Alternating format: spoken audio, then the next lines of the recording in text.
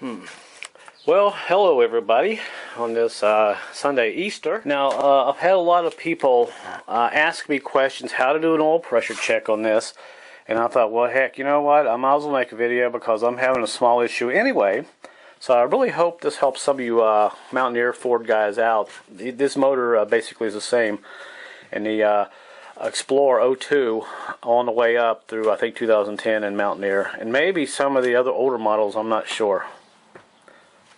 But hopefully this little video here will help you guys out to figure out how to get into your oil, to do your oil pressure check on a gauge. There may be other areas, easier areas to tap into that engine, but I couldn't find anything. And if I could find it, it was very difficult to work around because this engine on the top, you don't have a lot of room to work with. So we'll see what we can get done here.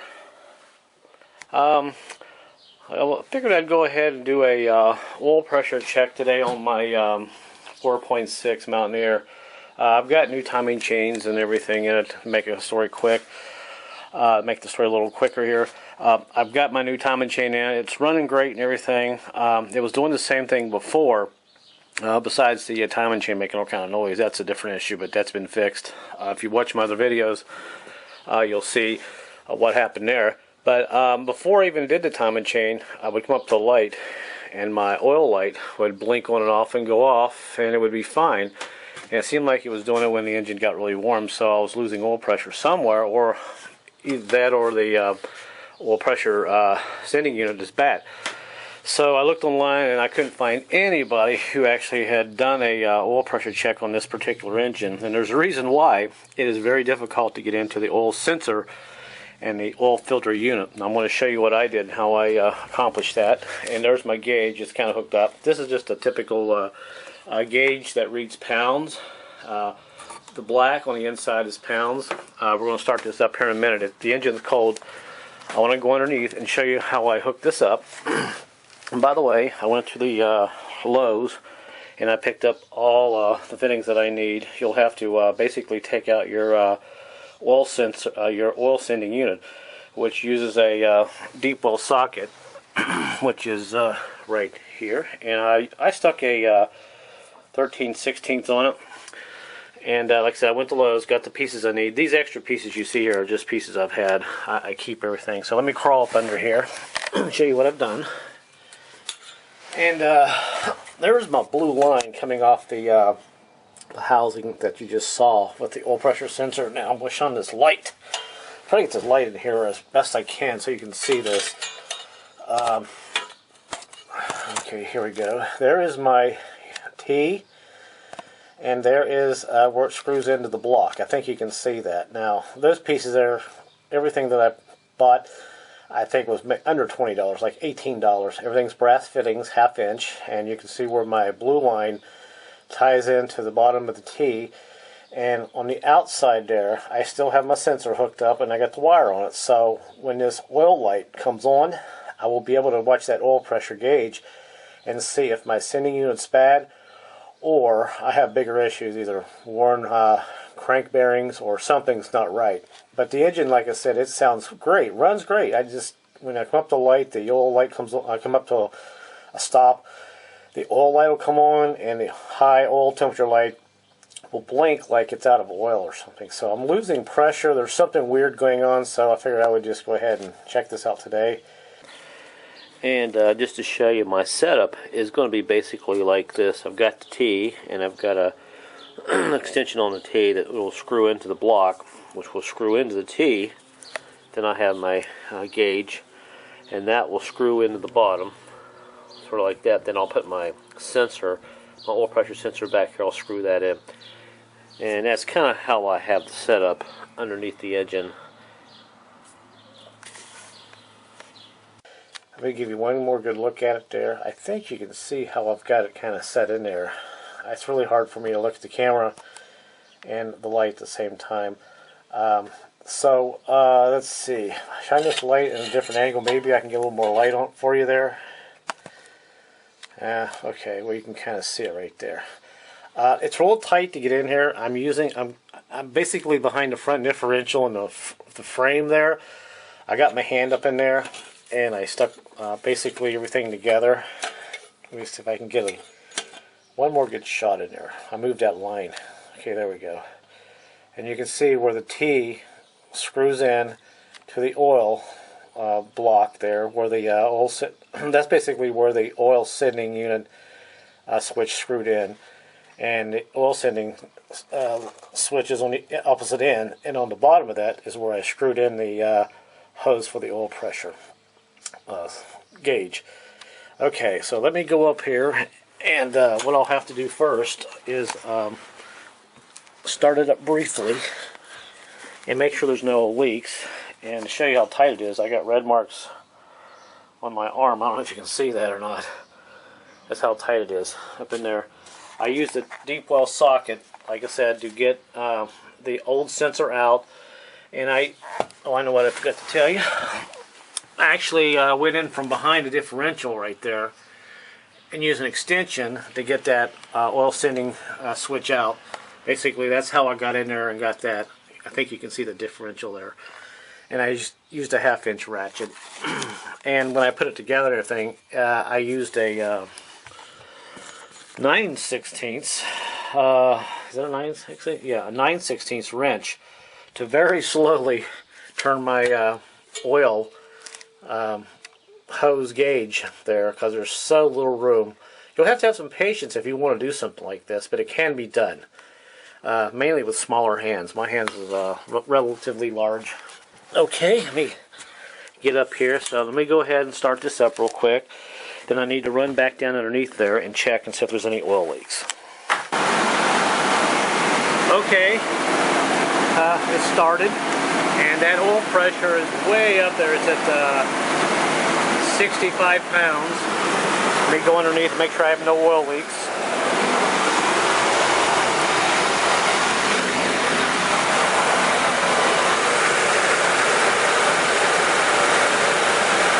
Looking great, no oil leaks.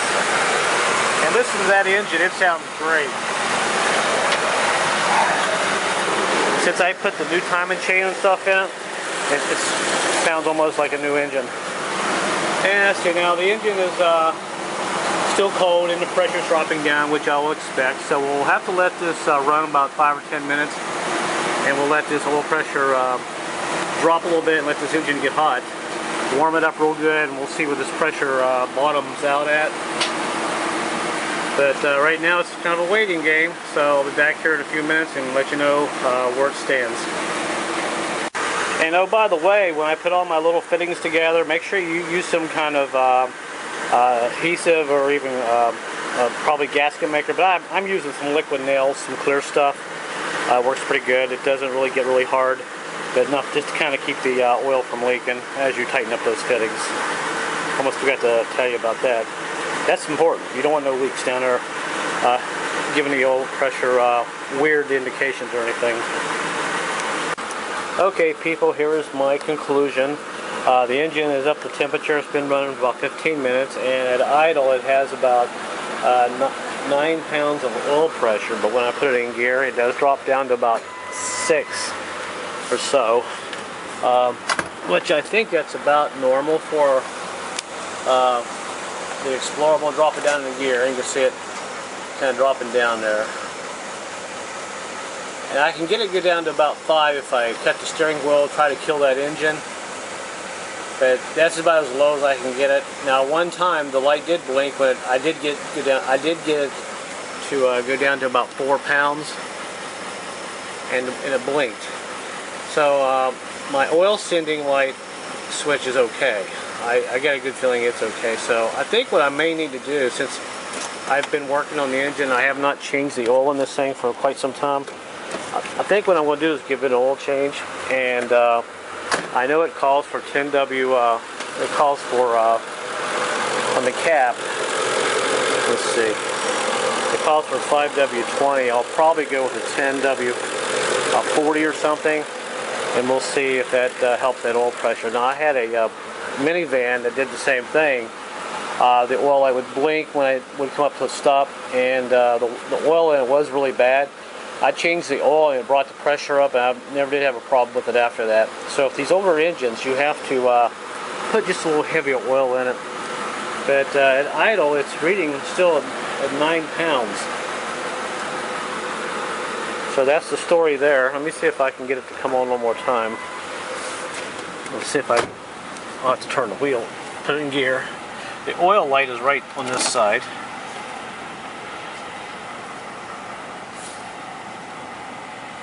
Let's see if I can get it to come on. There it is. Finally got to come on there. See, now it's reading 4 pounds of oil pressure out there. You can see that or not? Probably not. So I don't know where my camera's at. Zoom in, maybe.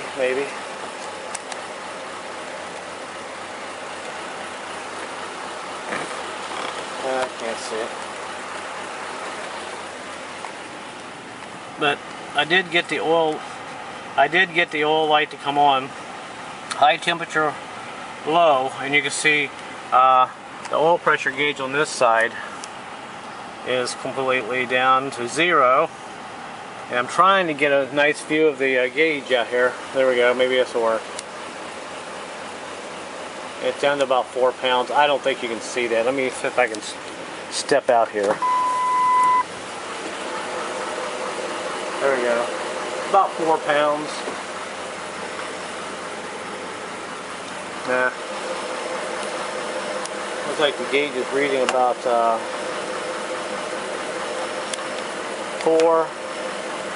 5 pounds, roughly. And let's see. Yeah.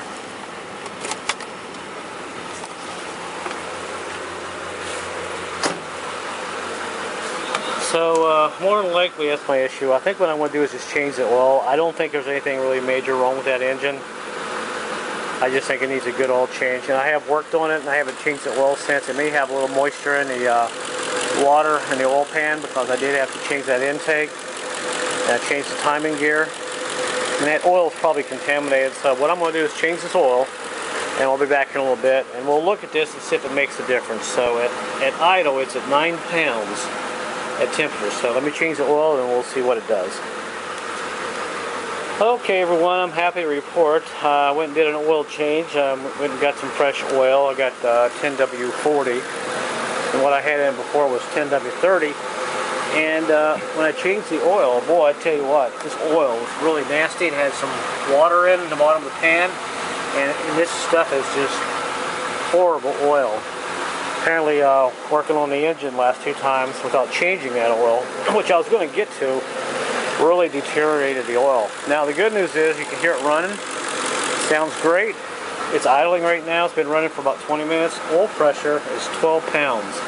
If you remember before, it was either 8 or 9 pounds, and when I would drop it in gear, it would go down to about 4 or 5 pounds.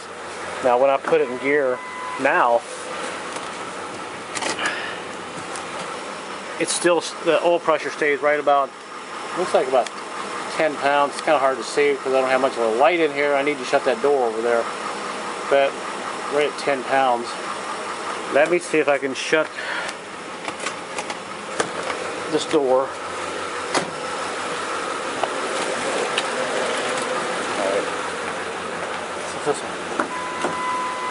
help a little bit.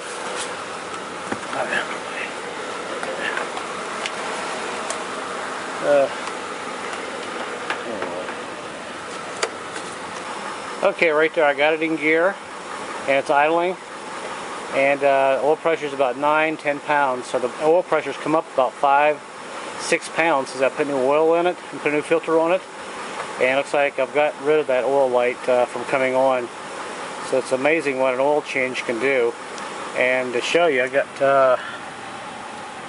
it's pretty much in gear. And it's in, well, obviously it's in gear, and it's kind of hard to hold the camera and this gauge at the same time. So if you're having this issue, you might want to change the oil first, because I know oil sometimes will cause issues if you don't have clean oil in your engine. And this engine has got 100 and, oh, I don't know, let's see what we got here. I think it's 160. You would think I know how to clear my own car. Now this engine has 176,000 miles and it sounds really good. I don't understand. I couldn't understand why the oil pressure was such an issue. It's idling. Now it's back up to about 12 pounds. So the oil pressure has really come up since I've changed the oil and all that. So if you're having this issue, you might want to maybe just kind of change the oil before you start ripping out your engine and put new bearings in it and all that. Because oil will cause problems, it looks like.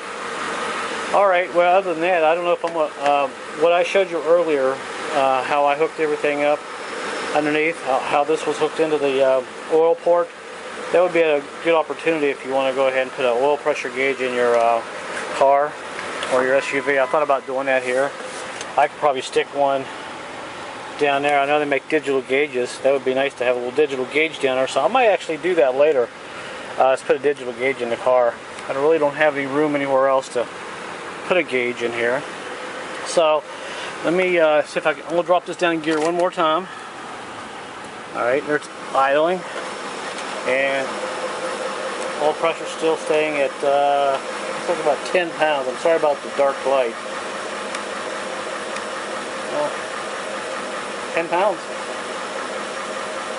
And I've been trying to get this light to come back on, but it hasn't come back on. Okay, a little update. It's been about 2 hours. I've been tinkering around since I've had the oil change, and the oil pressure is actually a lot better now. It's idling about 13, 14 pounds of pressure just idling. And if I go in and put it in gear,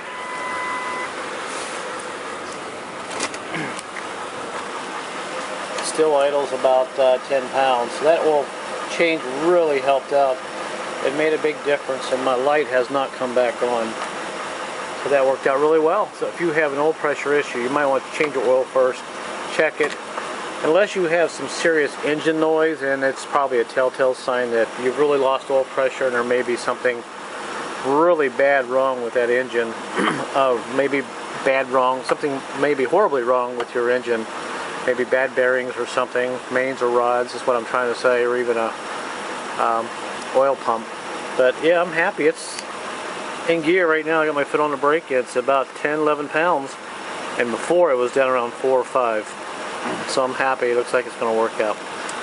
Okay, that's the end of the video, guys. Just thought I would kind of make a little video here and let you guys know that it seems like it's going to be okay.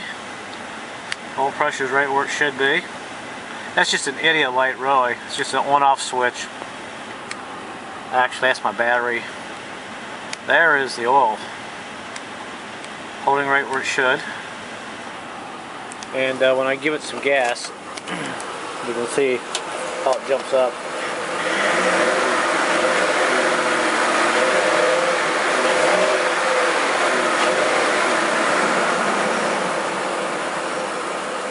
Nice. Stays right up there now. Alright, so I guess I'm done tinkering around. I'm done tinkering around with the oil pressure sensor, is what I'm trying to say. So we're right at 10 pounds. And it's been running for about 25-30 minutes. The engine's nice and hot. Alright, well, it looks like I took care of that problem. So guys, there you go. Guess it'll be the end of the video for now. Thanks for watching, and hopefully if you have any issues you can get them fixed. Just hook up an oil line and pressure gauge and start doing some research. Maybe you can find out your oil light issue. Hopefully maybe you'll get lucky and just a light switch or a sensor or something. But mine definitely was just a case of a really good oil change it needed. It had some bad oil in it and looks like a little bit of water. Alright, well, thanks for watching, everybody, and have a good evening.